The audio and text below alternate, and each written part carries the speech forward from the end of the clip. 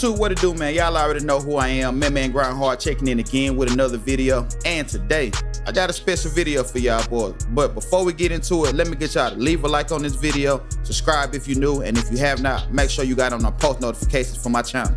A few videos back, I announced that I had made a new small forward build on NBA 2K25. I finally got that build maxed out, and I've been trying to stockpile gameplay for y'all boys. Now, the issue that I've been running into, out of all the games that I done played on NBA 2K25 on my small forward build, I don't think I guarded a small forward not once. Not only have I not been guarding small forward build, it ain't even been lining me up at the small forward position. In my honest opinion, with matchmaking being the way that it is, it's damn near nearly impossible for me to get on my small forward build and play any matchmaking mode on NBA 2K25 without a manipulated lineup. Basically, in order for me to play on a build in a position that I intended on the build playing it, which is small forward, unless I'm running a modern day lineup where I got 2 guards and 2 bigs, there's really no point in me trying to play on this build. Now, all year I heard boys talk about skill-based matchmaking in NBA 2K25, but it ain't just the skill-based matchmaking in 25 that's an issue this year. It's matchmaking altogether. Now, I will be dropping an in-depth video on my build, but considering 2K matchmaking system love lining me up against power forwards and centers, not to mention the 6'8" and up inside-only small forward, I ain't about to lie to y'all boy, this small forward position might be a position you might want to stay away from unless you got a meta-style build. When I created my build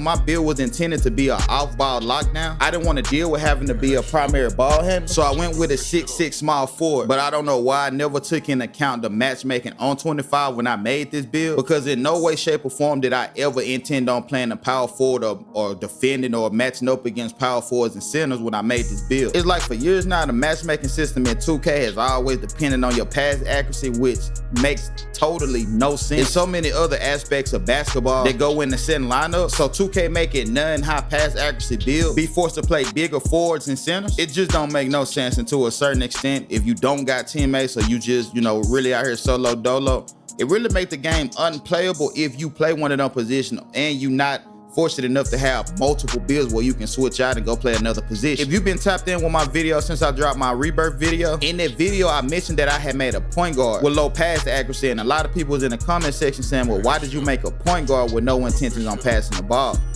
And this is the reason why, because I knew I wouldn't majority of the time be lined up as a point guard when I'm playing on that build. Now, if matchmaking worked exactly how it was supposed to be working and how 2K intended on it working, then I probably would have never made a point guard build to begin with. My builds, all of my builds that I've made so far would have all been shooting guard builds, because technically they are shooting guard builds. But the way the matchmaking is, if I want to play the 2 guard position, then I just make a point guard with no pass accuracy. And because I don't have pass accuracy on my build, majority of the time I say probably 9 times out of 10, or just be more realistic, 7 times out of 10, 7 to 8 times out of 10, I go into a matchmaking mode on my build, I'm lined up at the 2 guard position. It'll bring in another point guard or another player with higher pass accuracy, and they'll always be lined up at that 1. I'm majority of the time when I'm on my shooting guard with my point guard, I'm lined up at the shooting guard position. One thing I will say, I have noticed probably like the last week or so that the matchmaking system that was in place when the game first came out, or I'll just say the matchmaking system that was in play probably like up until last week or week before last,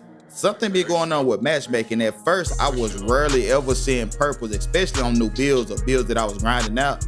Nowadays, I'm getting matched up, like the matchmaking is all over the place. You'll get purple with the bronze, purple with the new builds, all of that. At first, that wasn't the case. You had to be on that level, purple or gold, to even see a purple player. Now, you are able to see the higher ranked baller level players, no matter what your baller level is on NBA 2K25. And it might have a lot to do with the community being in uproar about the skill-based matchmaking. I just want to see 2K adjust and tweak this lineup matchmaking. Again, my build is a 6'6" forward, so in a perfect world, I would only be playing the small forward position and maybe the 2 guard position. But power forward position and definitely center position, man, this is out of there. It's cooked for us, this game and this meta.